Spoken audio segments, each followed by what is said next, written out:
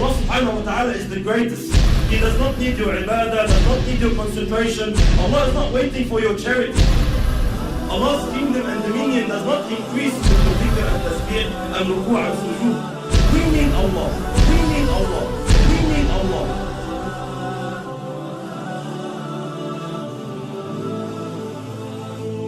The issue of salat, the problem that we are facing with salat is that salat has to do with spirituality. It has to do with feelings that come through your heart and thoughts that come through your mind. A successful Muslim, like Allah subhanahu wa ta'ala says, قَدْ أَفْلَحَ الْمُؤْمِنُونَ الَّذِينَ هُمْ فِي صَلَاتِهِمْ خَاشِعُونَ. Verily the believers are successful, they are the ones who have khushu' in the salat. They pray properly, they stand before Allah subhanahu wa ta'ala properly. A crucial step, a crucial cornerstone in achieving this target is to know who you're standing in front of. Who are you speaking to? Which words are you reading? These feelings, this set of feelings, they have to come through your heart, and the more they take you on, the more they are in your heart, the better your salat is. And the weaker these thoughts and feelings come through your heart, the weaker your prayer is. Most of us, my brothers and sisters, when we stand in our salat, we are daydreaming. That's the honest truth. 90% of us, we're daydreaming in our salat. We're not even thinking of what we are supposed to think about. The thought of thinking of something doesn't exist. Why? Because the intention is not there, the strength is not there, the understanding is not there. This is why briefly, inshallah, what feelings, what emotions must come through our hearts standing before Allah subhanahu wa ta'ala? How can we assist? How can we basically amplify these feelings? Number one, knowing who Allah subhanahu wa ta'ala is. Who am I talking to? Who am I standing in front of? Allah subhanahu wa ta'ala, my brothers and sisters, does not need us. Allah subhanahu wa ta'ala is the greatest. He does not need your ibadah, does not need your concentration. Allah is not waiting for your charity. Allah's kingdom and dominion does not increase with your dhikr and tasbih and ruku' and sujood. We need Allah. We should be honored. Every single one of us, the second you make takbir, the second you say Allahu Akbar, should be honored.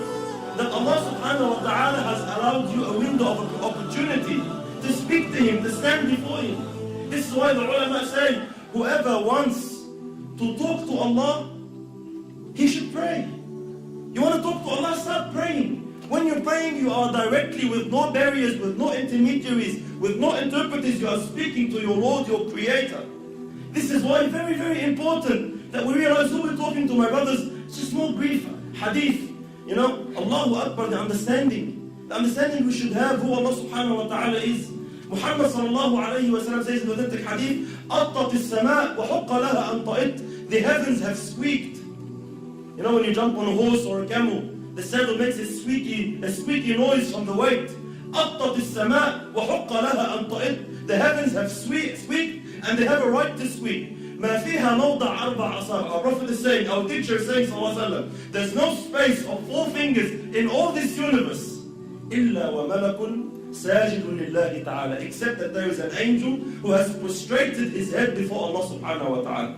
Every 4 fingers, billions and billions of angels, billions and billions of creations of Allah are continuously praising Allah subhanahu wa ta'ala. Allah subhanahu wa ta'ala says, تُسَبِّحُ لَهُ السَّمَوَاتُ السَّبْعُ. The 7 heavens and what it contains and what is in there. تُسَبِّحُ لَهُ السَّمَوَاتُ السَّبْعُ وَالْأَرْضُ, and the land, وَمَنْ فِيهِنْ, and everyone inside it, and everyone within the boundaries. تُسَبِّحُ لَهُ السَّمَوَاتُ السَّبْعُ وَالْأَرْضُ وَمَنْ فِيهِنْ وَإِن مِّن شَيْءٍ إِلَّا يُسَبِّحُ بِحَمْدِهِ وَلَكِنْ لَا تَفْقَهُونَ تَسْبِيحَهُ. Everything is praising Allah. Rock, land, tree, whatever it is praising Allah, glorifying Allah.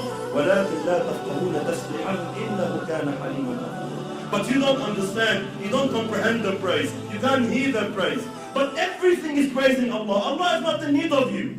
Allah is not in need of you standing, feeling obliged like most of us. Why do we pray? Majority of us, my brothers, we pray to offload the obligation. Alhamdulillah, I finished my salat. If you come and stand before Allah with this intention, are you unaware that Allah subhanahu wa ta'ala knows exactly what is going through your heart at that stage? When you come and say, I just want to get dhuhr over and done with. These feelings that come to us, we don't say them in public. No one can say, Allah, khalasna ba'a, let's pray.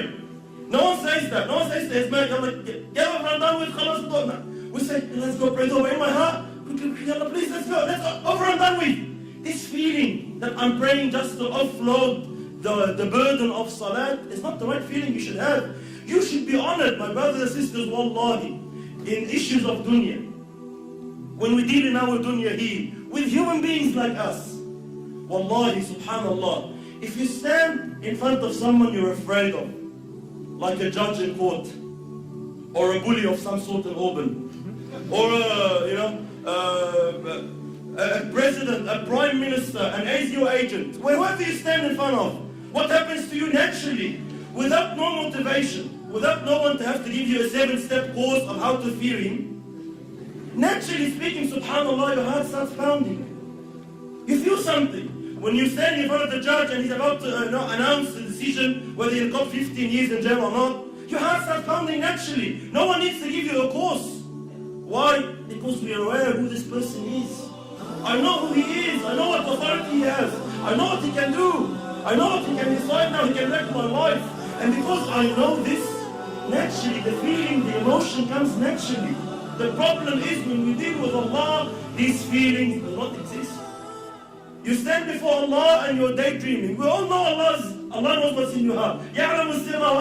But it does not move anything in you. Every blue moon, every now and then, maybe in Ramadan when you're feeling down, something that you're going through trouble with your family, you want to get married, you get some emotion. Other than that, our salat is just far off where it should be. Why? We are unaware who you are standing in front of. The understanding that Allah now subhanahu wa ta'ala has allowed you to speak to Him. Wallahi, my brothers and sisters, wallahi, we see Muslims in this dunya, they get to meet a sinner, let's say an actor or an actress or a pop star of some sort, and they are so overwhelmed by the fact that they had an opportunity to get his signature or her signature. They're just so overwhelmed. They would say, they'll be speechless. I'm actually standing in front of you, I can't believe it. And they'll be so, they'll be so touched that, he's allowed them 5 minutes of his time. We have these feelings with mashayikh even. Sometimes the super sheikh comes from overseas, and we find all the boys and they're, Allah Akbar, I'm giving him salam, I can't believe it.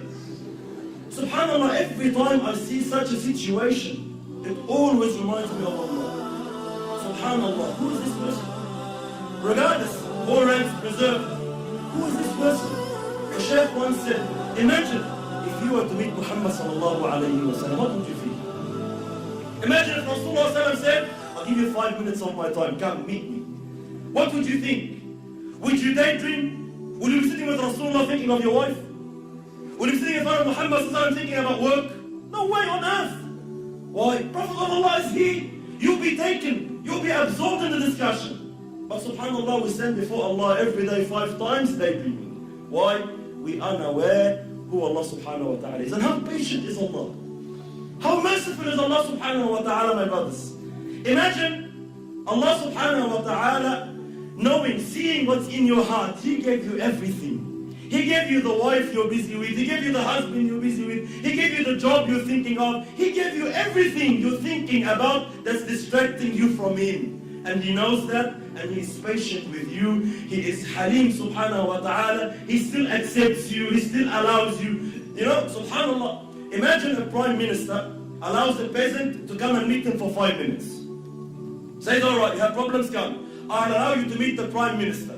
But the peasant comes, he enters the office, and he starts playing with things around in the office, forgets about the prime minister. What will happen to this guy? He'll be banned.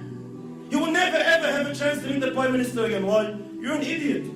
We allowed you the chance, we opened the door for you, and you don't want to present your situation. You don't want to say anything. You get busy with something else. Why did you come?